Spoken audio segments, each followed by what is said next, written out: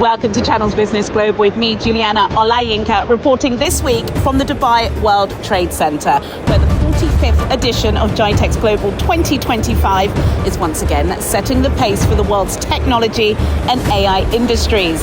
With over 6,800 exhibitors, 2,000 startups and delegations from 180 countries, the event continues to expand its global reach, with new editions emerging in Africa, Europe, Turkey, Serbia and now India, transforming GITEX into a network of innovation hubs, redefining the digital economy worldwide.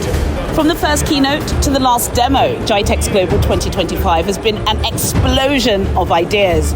The event's theme, AI Without Borders, reflects a world racing to integrate artificial intelligence across every sector, from energy and mobility to biotech and education.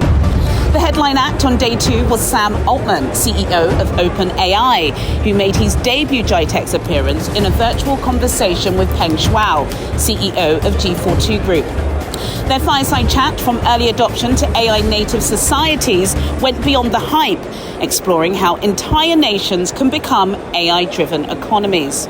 We've seen this become something that people have found out how not just to use as a tool, but as a toy, but something that they depend on to be productive and work. And I think we're still very early in that journey, and we will see people really do remarkable things like are happening with Codex today, but at a much broader scale over the coming 1 or 2 years. Look, we think every country is going to need to have an AI strategy. And as Peng said, it's got to be a top priority for national leadership. Sheikh Noon has been a personal friend for a long time, and the leadership of the UAE on this has been incredible to see. I hope that this will serve as an example for the rest of the world about what it looks like for a forward-thinking country to really embrace AI and say this is going to be an important part of our future. And we are honored to get to be a partner for that. I hope that this is something we will see a lot more of very soon, where countries say we're going to bring AI to all of our citizens, all of our government processes, our entire economy, and the opportunity to get to build this out in partnership with the government. And it's such a high-level infrastructure investment is awesome to us. A thing Peng said that I love is this really does take the kind of the partnership of the entire economy of the world together. It's many companies at many levels of the stack, many countries all together. And we're doing this because we all believe AI will be awesome for the people of the world and the people of these countries. But this is not anything any of us could do alone. And I think those practical bits of advice, as you say, that are equally applicable to new graduates as they are to the AI industry and global leaders gathered here today. They are universal. And let's take some of that practical takeaway advice now. When we speak about AI capabilities and services being built and widespread, exactly what should happen? What should be the next move for governments, institutions, for companies, for individuals? And then Sam, I'm going to bring you in on this as well. We just launched a program, once again, with our partner OpenAI, called AI for Countries, I mentioned earlier. The idea there is that you take this massive brain power of a frontier model, which is already at the IQ level of Einstein, in fact, a collection of Einsteins, and begin to adopt that to serve the different layers of entire society. We actually are mapping out how this frontier model can specifically fill in the different categories of functions required to serve entire society, from the most basic needs of healthcare, for example. I see some of my healthcare colleagues here today in the audience, including Cleveland Clinic. They are here to use AI for medical imaging, diagnostics, all the way to cybersecurity. So this is no longer a technology initiative where, as I mentioned earlier, you buy a piece of software and go deploy for a specific need. This is a new, powerful super utility whose potential can only be unleashed when you imagine big, when you think big at a societal scale. I think we are really starting to see this accelerate. The best example I could give today is what Codex is doing for software engineering, where you see individual engineers or whole enterprises now super more productive than they've ever been before. And if we imagine this for every kind of knowledge work, if we imagine this for science itself, if we imagine this for significant economic growth by imagining companies that have deployed mass scale AI agents doing knowledge work. I think we can easily see the impact this will have on the economy as a whole, and maybe something larger than that over time. And I know AI science and scientific progress is really dear to your heart and is key to where you see the future application of AI. Let's have you elaborate on that.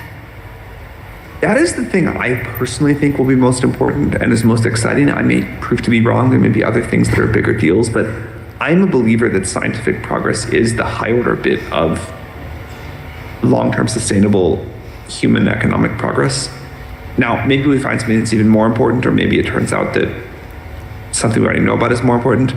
But the fact that for the first time GPT-5 is making very small but real scientific breakthroughs is quite exciting, and the thing we've been waiting for this whole time. Altman's words drew a standing ovation in Hall 25, setting the tone for a week that's redefined what's possible in AI. Beyond the main stage, the biggest structural announcement this week came from the organisers of GITEX, the launch of GITEX India 2027, to be held in Bangalore, India's tech capital. This expansion marks the 5th global GITEX edition after GITEX Africa, GITEX Europe, GITEX AI Turkey and GITEX AI Serbia, each designed to showcase regional innovation while contributing to the global digital economy. The Bangalore edition aims to connect India's digital policy agenda with global investment, creating a bridge between Asia's fastest growing tech market and the Middle East's AI ambitions. India is one of the countries which is like the 4th global economy, shortly going to be the 3rd. You just heard the host saying that too. So it's an amazing journey, IT-wise, then the frontier technology-wise, India and especially Karnataka, and that too Bangalore. There's a lot of activity going on. We have the best technology, the centers of excellences available. We have the best startups available. We have the best ecosystem available. Hence, it was nothing less than we had to have GITEX there. So that is why this partnership with GITEX Global. So we're going to have a AI focus also. So we're going to have global GITEX Global joining hands and the AI version of it also joining hands. Together we call it GITEX AI Everything India. India, especially Karnataka, where I come from and I belong to and I work for, we have a lot of talent. We have lots of engineering colleges and then a lot of youngsters emerging out of this. So there's a very technology-based education there. So hence we are, but naturally going to progress in this direction. Added to that, we have a lot of academic institutions, premier academic institutions, such as the Indian Institute of Science, Indian Institute of Technologies. We also are like the grounds for encouraging this skilled talent. So it's but natural, and also the best weather is in Bangalore. We have about 400 of the Fortune 500 companies in Bangalore. So that's how this has happened. Across the exhibition halls, innovators from every corner of the world shared the stage, highlighting how diverse cultures are shaping a common digital future.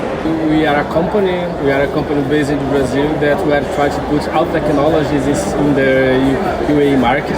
We are with the Brazilian government here. The Brazilian government has a very big office, and the Brazilian government bring almost 50 companies to UAE, and our solution is for building applications. We develop and produce a unique technology in the world that we use a kind of biofoam to reduce the echo, reverberation, noise inside the room. This product is made to improve the sound quality for example, in restaurants, pubs, schools, all places that has a lot of people, a lot of noise, and this material can reduce. The difference in this material and the conventional one is because this material came from is a plant-based material, renewable, biodegradable, totally different of the conventional ones that came from oil. So Brazil has a very big nature. So we use plant-based, a Brazilian plant called buriti, and we don't need to cut off the plant. Just we use just some leaves when the leaves fall down, and we process this material to create a biofoam. If you see the lightness of the material, it's very light. We sell it, and as you can see here, we have our solution that puts in some buildings, in Brazilian buildings. For example, here we have the bathrooms. We have a lot of lines. The product is spread in Brazil. Our technology we have in a lot of places in Brazil, and now we are trying to gain the world including in the future in Africa, in the Africa continent. We want exposure to the world. We want the world to be exposed to us. I think we're building something very special, and we've already experienced that. We've had people from Malaysia, from Singapore come to the stand, talk about how they haven't seen what we're offering in that region, and they want to bring us there. So exposure is what we're looking for. We want to tell the world about ourselves, and hopefully not only bring our platform to the rest of the world, but also bring the talent in Syria to the rest of the world, and bring that AI that Silicon Valley is creating and producing to the rest of the world. It's been quite difficult recently with certain political situations, but that is changing for the better, and it's finally giving the opportunity for the young people, the opportunity they've been deserving for a very long time, and we'll surprise the world very soon, because these young people are very, very, very talented, and through our platform they're able to build AI agents at scale at very little cost. So quite soon, not only will the region see Syria on the map, but also the world will. I mean, we have our bias to AI. We are a Silicon Valley-based startup providing a platform, an AI platform, to enable and empower enterprise AI through an agentic operating system. And that is our focus. We are trying to enable the Syrian youth, particularly that is our focus with Syria, to enable them with the skills they need to be part of this massively growing market and contribute to it. So I believe that from our perspective, AI will be a massive industry for Syria. They will be able to contribute a lot to it through their talent. We are Hong Kong Polytechnic University. We are a university in Hong Kong. So we joined the exhibition in Singapore. It's GITEX Singapore. It is good. So that's why we come again. This year we brought 7 startups here to showcase their technology. They are all we named as Polyventures, which means PolyU supported startup. They will come. Our startup will have different categories: healthcare and entrepreneurship, and also some environmental protection startup. And we try to encourage our teacher and our professor and students to get their technology come to the world and benefit to the world. Actually, we take 7 hours from Hong Kong to here, and we also met different kind of faces. We go to Singapore, we met Singapore government, Singapore university, and now we met different kind of faces like you. Yes, and some country that we never met in Hong Kong. Yes, and also we have a company is Blueprint. They also have an incubator in Dubai, already interested on their business and support them. So it's a movement and a step to go to Dubai to try to expand and go international. Because in Hong Kong Polytechnic University is a university in Hong Kong that focus on technology. How to get the technology come to the world. Just like our professor is one of our professors named Stephen. He is a School of Design professor, and he is making his technology and doing something to help people. So that's why we yes. From Dubai to Berlin, Istanbul to Bangalore, and Marrakesh to Belgrade, GITEX is evolving into a global movement for AI-driven innovation. Coming up on Channel's Business Global, how Nigeria is leveraging this moment to position itself as Africa's digital powerhouse. All of this and more after the break. Do stay with us. Welcome back to Channel's Business Global with me, Juliana Olayinka, still reporting from GITEX Global 2025 here in Dubai. Nigeria's presence this year builds on the success of the inaugural GITEX Nigeria 2025, which brought together over 20,000 delegates and 650 startups in Abuja and Lagos last month. That momentum has continued here in Dubai with Nigeria's leaders, policymakers and entrepreneurs showcasing the nation's ambition to be an AI exporter, not just a consumer. At the centre of Nigeria's tech agenda is Lagos State, which has become synonymous with digital resilience and innovation. Oh, well, we've always been participating here for years now. And if you notice, GITEX just came to Nigeria. We were in Abuja and then Lagos. We were instrumental to them coming to Lagos. And I think about 78 countries came. So it was a huge success. We bring in a lot of our young people, startups, to participate here, give them exposure, they pitch, they get investment opportunity.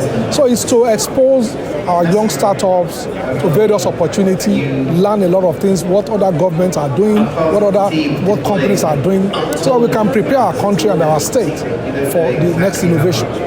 Lagos stands up very well in terms of innovation. We are learning a lot of things from various countries. We compare ourselves with other growing economies. So, in every areas, especially innovation, we believe that the difference between us and most developed nations are the rule of law and technology. So if we are able to, rule of law, of course, we can see that we are doing well. If we can able to break into the innovation space, training our young people in all spheres of life, in terms of technology, codings, all that sort of things. So I think that's an area where we can actually compete and measure and create opportunities for our people. So it's a great opportunity for us to make sure that we bring young people here and various other experts so that they can understand what's going on, compare themselves with top companies and top countries. That way they can do well. And as you can see, fintech in Lagos, we are now the capital of Africa in terms of fintech. So we just want to keep fighting, keep being at that top level. We brought in a lot of startups. They will pitch. Investors will listen. We are hopeful. They understand the capability of Nigerians, and therefore they are involving also bringing young people in different areas. I mean, there was a lady, medical tech, agri-tech, so they are in different areas. So we are not just limiting ourselves, but like I said there, every nation must determine where you want to play. So because you can't play in everywhere. So for us in Lagos, it's finance, it's agri-tech and health. So it's important that we focus on those, be at the top level, and then in other areas we collaborate, we partner with other nations, other countries, and then make sure that we do the right thing for our people. His Excellency's message was clear. Lagos is no longer chasing the world's tech leaders, it's joining them at the table. One of the first things we do when we get back home, we have a national digital economy and e-government bill that has gone through first reading, second reading, and is now ripe for the presentation of public hearing. That bill will provide an enabling environment for artificial intelligence, for cyber security, for all of that so that we can have a boom in our digital economy. 25 years ago, when Nigeria decided to liberalize the telecom sector, a number of people were skeptical about the capacity of Nigeria to pull this through. That's why they were even asking questions, how many Nigerians will be able to afford telephone or make phone calls? I think 25 years down the line, we have proven to the entire world that when Nigeria is ready for anything, we do it big well. So this is another revolution in the offing. The national digital economy bill will provide the environment for that. We have the talent, and I'm extremely delighted that some of our universities are already in collaboration with Ivy League universities in Europe, in America, meaning that if the Industrial Revolution required you to have infrastructure and capital, and we're left behind. The new currency of artificial intelligence is data. The new currency of artificial intelligence is talent. So we as legislators must ensure that we shape the policies to play to our strength and ensure that when we go to the table at global events, just like now, our deputy governor Lagos State just joined the rest of the world to speak on the platform now. I have also had some speaking engagements here. It means the entire world should recognize that Africa, particularly Nigeria, can no longer be an appendix to a book. Those reforms tie directly to President Bola Ahmed Tinubu's renewed hope agenda to build a $1 trillion digital economy by 2030. According to the United Nations, AI can help achieve the UN to deliver about 134 or about 80% of SDG goals. And also, according to research, if Africa can achieve SDG goals by 2030, Africa can open a $12 trillion market. So imagine Nigeria being part of Africa, and also Nigeria looking at using the power of AI to accelerate transformation across all verticals: agriculture, finance, health, education, and so on. This can help us achieve 1 trillion or more, because 1 trillion economy for me, if we can achieve 80x in productivity, is something that we can achieve in near future. GITEX Nigeria was very big in terms of success. It was huge. It's not something it was beyond our expectation, because we have representation from more than 78 countries, over 12,000 attendees, whereby more than 13% of the attendees are from the international community. And all the technology company you can think of, they were there.